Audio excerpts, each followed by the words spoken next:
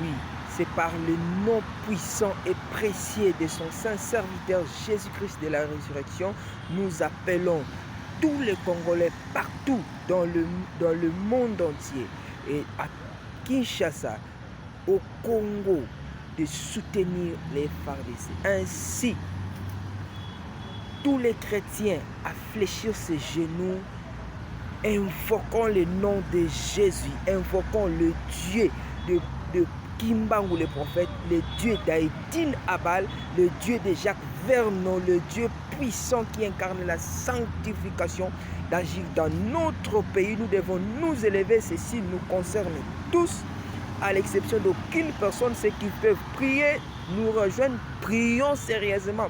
Ceux qui peuvent se revendiquer, revendiquer sérieusement. Mais ce que nous condamnons, que nous ne voulons pas, les actions de pillage, remet, redresse tout un état derrière. Voilà ce que le paix que Dieu nous a donné, Dieu nous a donné. Nous ne pouvons pas accepter de le perdre dans le pillage. Ou soit vous soutenez l'État, ou soit vous ne soutenez pas l'État. N'osons pas. Ceux qui vont piller, empêchons-les.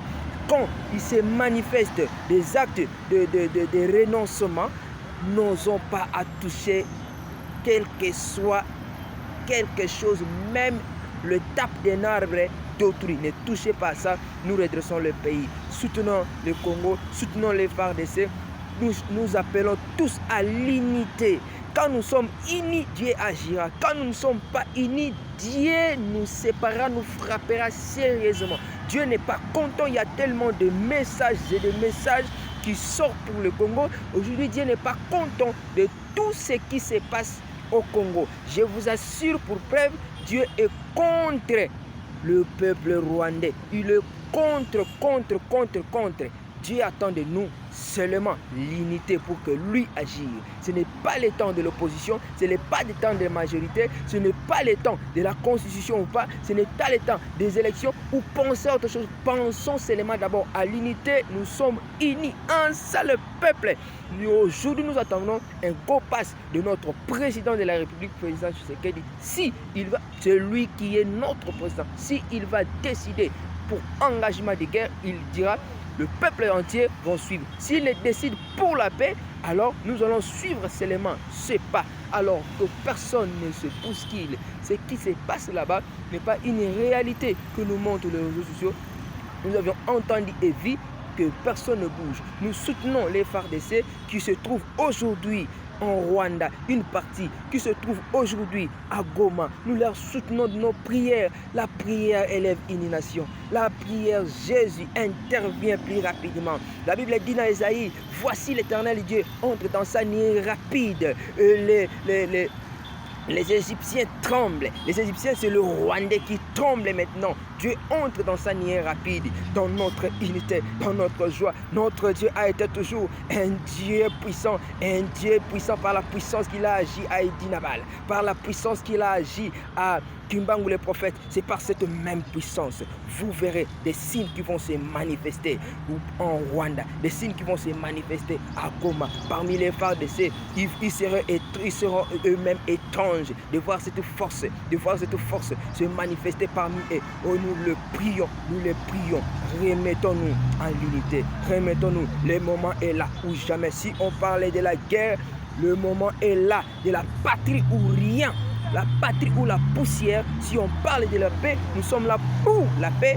Alors, aucun pays ne parlera de la paix par des accords.